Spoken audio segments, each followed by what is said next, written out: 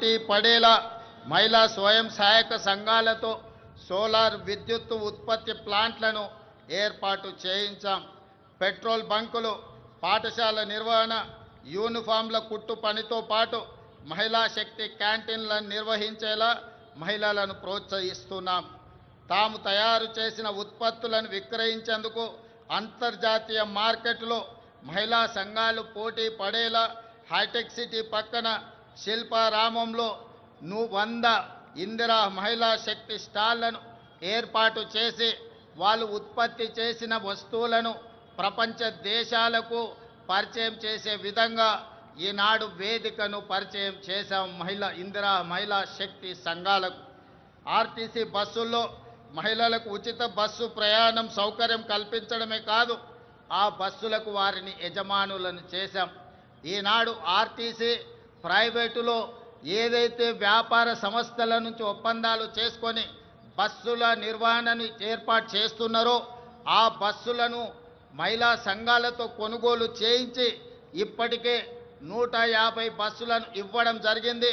తొందరలోనే 450 బస్సులను మహిళలకు అందించడం ద్వారా ఆర్టీసీలో మహిళలు ఉచితంగా బస్సు ప్రయాణం చేయడమే కాదు, ఆర్టీసీ సంస్థకు 600 బస్సులను ఈరోజు ఎంగేజ్ చేసి వాళ్ళు ఆర్థికంగా ఎదగడానికి రాష్ట్ర ప్రభుత్వం మహిళా సంఘాలకు చేయూతనందిస్తూ ముందుకు వెళ్ళడం జరుగుతుంది. అదేవిధంగా మహాలక్ష్మి పథకం ద్వారా 500 రూపాయలకే గ్యాస్ సిలిండర్ ఇవ్వడమే కాదు, 200 యూనిట్లు ఉచిత విద్యుత్తు ఈనాడు ఆడబిడ్డలకే మనం ఇవ్వడం జరుగుతుంది. అదేవిధంగా ఈరోజు తెలంగాణ రాష్ట్రంలో ఇందిరమ్మ ఇండ్లు కేటాయిస్తున్నాం. ఈ ఇందిరమ్మ ఇండ్లు కూడా ఇంటి ఆడబిడ్డ అయిన మహాలక్ష్మి ఆడబిడ్డలకే ఈరోజు ఇందిరమ్మ ఇండ్లు కేటాయించడం జరుగుతుంది. అదేవిధంగా రాష్ట్రంలో స్వయం సహాయక సంఘాల మహిళా సభ్యులకు క్యూఆర్ కోడ్తో కూడిన ప్రత్యేక కార్డులు అందజేయాలని నిర్ణయించాం. వారికి ప్రతి సంవత్సరం ఉచిత వైద్య పరీక్షలు నిర్వహించి హెల్త్ ప్రొఫైల్ వివరాలతో పాటు పూర్తి వివరాలను ఆ కార్డులో పొందుపరుస్తాం. రాష్ట్రంలో మహిళా లక్ష్మిగా మారి సగర్వంగా నిలబడాలనేది మా ప్రజా ప్రభుత్వం యొక్క లక్ష్యం.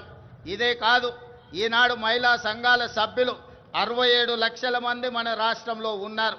వాళ్ళందరికీ కూడా ప్రతి సంవత్సరం 2 జతల చీరలను ఆడబిడ్డ కానుకగా ఈరోజు తెలంగాణ రాష్ట్ర ప్రభుత్వం ఇవ్వడం ద్వారా వాళ్ళ ఆత్మగౌరవాన్ని నిలబెట్టి ఈ మహిళలతో మాకు కుటుంబ అనుబంధం ఉంది అని చెప్పి ఈనాడు తెలంగాణ ప్రజాప్రభుత్వము ఒక ఔదార్యాన్ని ప్రదర్శించి ఆడబిడ్డలను ఆదుకునే ప్రయత్నం చేస్తున్నాం.